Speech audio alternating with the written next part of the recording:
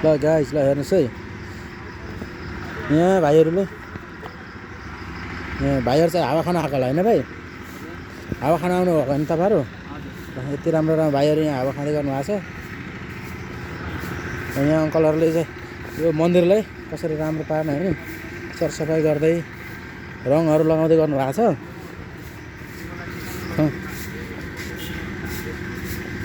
ल म हेर्नुहोस् है यहाँ ल हाम्रो भाइको शुभ नाम ए ल यहाँ हजुरले चाहिँ यो काम गर्दै रुखलाई एकदम रङ्गीचङ्गी पार्दैन नि त ल एकदम राम्रो छ लगाउनुको अर्थ चाहिँ के छ भनेदेखि पनि आकर्षित हुन्छ नि त किरामिराहरू पनि खाँदैन जरामा यसको सुरक्षा हुन्छ हजुर यो अलि एकदम अलि राम्रो भएर पनि आउँछ किराले नखाएपछि भन्ने उद्देश्य पनि अनि हामीलाई हेर्दाखेरि पनि ब्युटिफुल देखिन्छ हजुर ब्युटिफुल यो भाइले पनि नयाँ नौलो ट्राई गर्नुभएको छ यो भाइ चाहिँ फेरि युथ युनिफाइड अर्गनाइजेसनको प्रेसिडेन्ट हो संयोजक हुनु भाइ उहाँ भाइले धेरै मिहिनेत गर्नुभएको छ मलाई अहिलेसम्ममा यो भाइले मलाई धेरै मिहिनेत गर्नुभएको छ उनीहरूको फ्री सेवा हो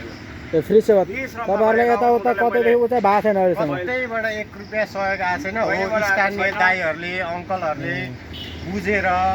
भाइहरूले हामीलाई अब अलिकति के कसो हुन्छ पर्सनल तर्फबाट रङ रोगनदेखि लिएर ए हजुर हजुर चिया पानी कहिलेकाहीँ नास्ताहरू होइन ब्रसहरू इनामेलहरू बल्बहरू जे जसो हुन्छ सकेसम्म स्थानीयहरूले सहयोग गरिरहनु भएको छ यही सहयोगमा पनि हामी धेरै खुसी छौँ उहाँहरूलाई धेरै धेरै धन्यवाद दिन चाहन्छौँ यसरी नै आगामी दिनहरूमा स्थानीय निकायहरूको ध्यान आकर्षण नगए तापनि हामी स्थानीयहरूको पनि जिम्मेवारी हो भनेर स्थानीयहरूले यसरी बुझिदिनु भयो भने नि धेरै धेरै धेरै ठुलो सहयोग मिल्छ र यसरी साथ सहयोग गर्नुहुने भाइहरूको पनि मनोबल बढ्दै जान्छ भन्ने हामीलाई आशा छ त्यसरी दाइहरूले पनि तपाईँहरूले पनि के कसरी हुन्छ भोलिको दिनमा अलिअलि श्रम होस् अथवा कसरी हुन्छ त्यसरी सहयोग गरिदिनुहुन्छ भन्ने आशा हामीले राखेका छौँ र आशा नतोडिदिनुहोस् भन्ने आग्रह गर्न चाहन्छु ल धन्यवाद भाइ हजुरलाई सोध्न चाहे ऊ यहाँ चाहिँ हाम्रो गौतम बुद्धको स्तूपा बनाएको हो शान्तिको अग्रदूत गौतम बुद्ध बन्न त राजतन्त्रकै पालामा बन्यो हजुर सुरुवात भएको तर अहिलेसम्म पनि यो सुचारुमा आएको छैन यो तपाईँलाई के लाग्छ त यो समितिको लापरवाही हो नि त हो नि समितिको सबै व्यवस्थापनको लापरवाही यो राजतन्त्रको पालामा सुरुवात भएको गुम्बा हो अब अहिले राजतन्त्र हटेको दशक बितिसक्यो र पनि यो सञ्चालन सुचारू भएको छैन हरेकचोटि बजेट माग्ने बजेट ल्याउने अलिअलि काम गर्ने छोडिदिने अहिलेसम्म भित्र एउटा मन्दिर पनि एउटा भगवानको एउटा मूर्ति धरि पनि स्थापना गरिएको छैन यो त सबैभन्दा ठुलो लापरवाहीको कुरा हो नि त अब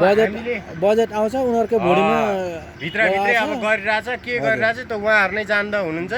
हामीले अब यो विषयमा भन्नुभन्दा पनि सबैले देख्नु भएको बुझ्नु भएको कुरा हो हैन यो सबैले बुझ्नु पनि पर्दछ यो विषयमा अनि अब हामीले यसलाई रनरोगन गरेर स्थानीय दाइहरूले हामीलाई 700 रङहरू 700 दिइरहनु भएको छ ल बुद्धको यो स्तूपलाई पनि रङरोगन गरौँ न त भित्र व्यवस्थित नभए पनि पहिला बाहिरी आकर्षणलाई पनि अलिकति प्राथमिकता दिएर बाहिरी आकर्षणलाई काममा उतारेर भित्रलाई पनि त्यहाँ पछाडि भोलिको दिनमा के कसो गर्न सकिन्छ हामी गर्छौं भन्ने हामीलाई आशा छ